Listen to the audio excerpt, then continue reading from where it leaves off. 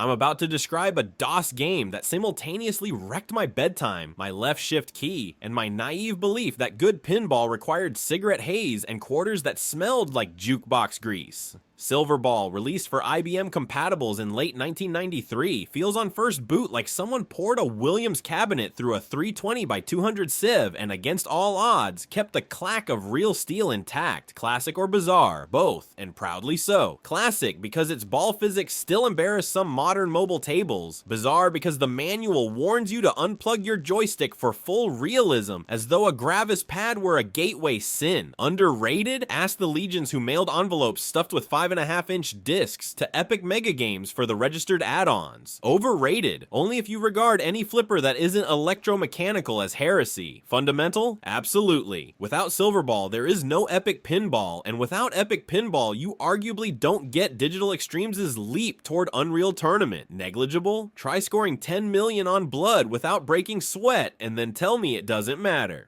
Rhetorical question: can tapping 2 keyboard shift keys ever match the percussive thwack of a cabinet button? Self-answer: at 2 in the morning, when the phantom nudge saves your last ball, you'll swear it does. Historical context: by 1993, the shareware scene resembled a crowded bazaar. Apogee-pedaled side-scrollers, ID Software weaponized texture-mapped hallways, and Tim Sweeney's Epic MegaGames darted between puzzle platformers and bullet hell shooters. Into this neon bustle stepped a 20-year-old Canadian coder named James Schmalz, fresh from demo sign accolades and armed with a skeletal fixed-point physics engine he'd written to mimic the bounce of a ball bearing. Epic agreed to publish the package, supplying distribution BBS nodes and those unmistakable blue and white order forms that fluttered from every zip archive. For North America, Epic wore the sole publisher hat. Across the Atlantic, a short-lived retail run appeared in Team 17/Micro League jackets. Same code, different logo, proof that the early 90s PC market was a cardboard kaleidoscope. Instead of shipping one monolithic executable, Epic sliced the product into a free shareware disc and 2 registered add-on discs. The gratis sampler contained 4 tables: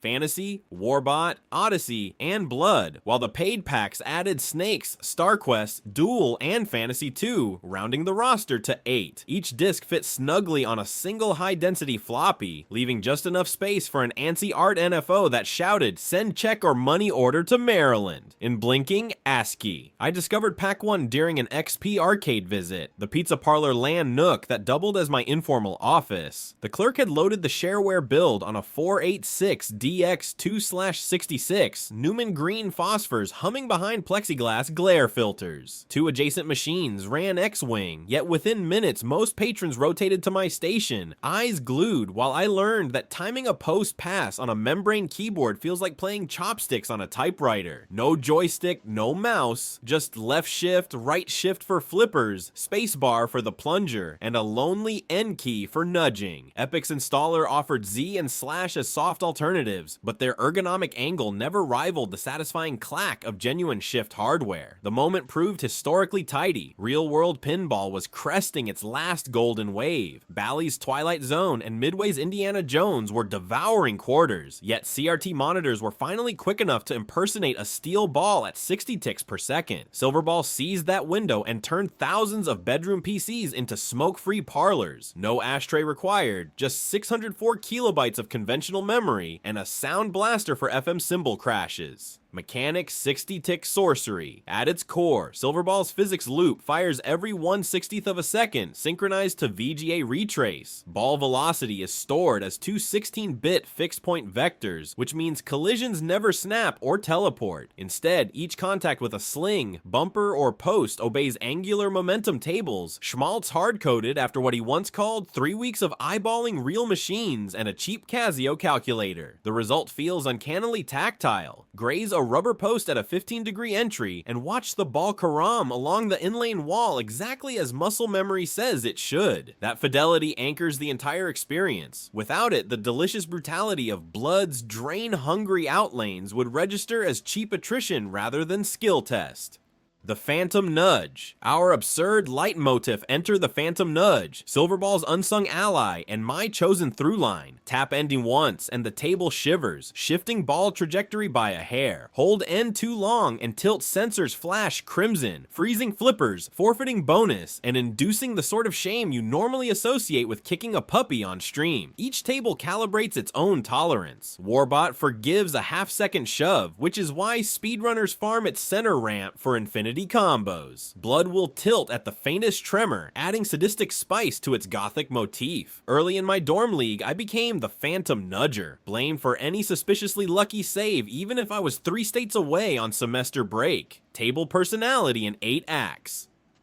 Although graphics share a 256 color palette, art direction flexes. Fantasy sprawls like a neon Tolkien map. Roll the dragon loop, bash the wizard drop targets, then chase a multiball wizard mode that sends 2 balls screaming down mirrored Scott ramps. Odyssey drips NASA silver, loops encode orbit paths, and a launch hurry up chants a rising FM arpeggio while the back panel scoreboard counts down from 20. Blood splashes more crimson pixels than a Hammer horror matinee. Each coffin target flips to reveal jagged fangs, and the final jackpot spells sacrifice in dripping serif font. Snakes, from the registered add-on, coils an entire board around a green python who blinks each time you light an extra ball. Its snake pit scoop stole more of my sophomore year than any elective. Multiball initiation follows a 3-step ritual on most layouts. Nail a specific ramp sequence, lock 2 balls in the captive hole, then sink a 3rd shot within a timed gate. Without voice lines, table cues rely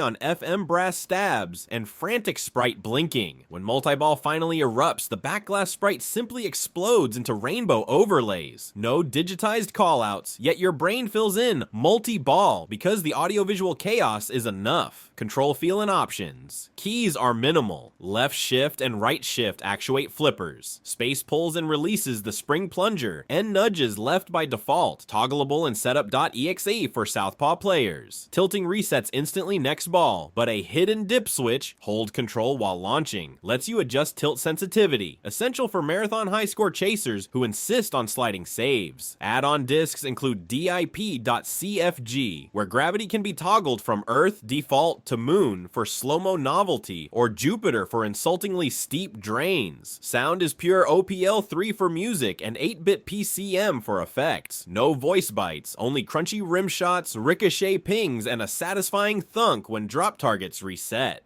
On a real sound blaster, the table hums like a barcade at closing time. On tinny PC speakers, it still sells the illusion thanks to clever panning. Legacy and influence, Silverball's immediate legacy is straightforward. It gave Digital Extremes proof of market and engine viability, leading to Epic Pinball in 1994, which recycled the code but offered high-res scrollable tables and arguably eclipsed its forebear in pop culture cachet. Yet within pinball emulation circles, Silverball retains cachet for one reason: brutal honesty. No ball save timer, no rubber band magnets, just pure geometry. Pinheads still debate physics fidelity, but visual pinball developers have cited Schmalz's fixed point math as a reference baseline. The modular table pack idea trickled into Crystal Caliburn, Absolute Pinball, even future pinball's user-made layouts. Console offshoots such as Pokemon Pinball borrowed the idea that a handheld could sell distinct layouts tied to one codebase. Meanwhile, Schmalz's path from flippers to frags matters. Without the cash flow Silverball and Epic Pinball generated, Digital Extremes might not have bootstrapped its Unreal Engine experiments. In interviews, Schmalz has called his pinball years boot camp for physics and rendering, the lessons later surfacing in Warframe's bullet jumps. A distant cousin to nudging a 2D playfield perhaps, but pedigree is pedigree. Why did Silverball fade from retail memory? Windows 95 for one, 640 by 480 high color UI made static VGA tables look cramped, and the sudden roar of 3D GPUs drew gamers toward Pro Pinball's ray-traced plastics. Add-on distribution also fractured. Epic's mail-order disc system couldn't compete with shiny CD compilations at Electronics Boutique. By the time Extreme Pinball hit shelves with licensed bands on its Redbook soundtrack, Silverball was relegated to shareware mirrors and a nostalgia footnote.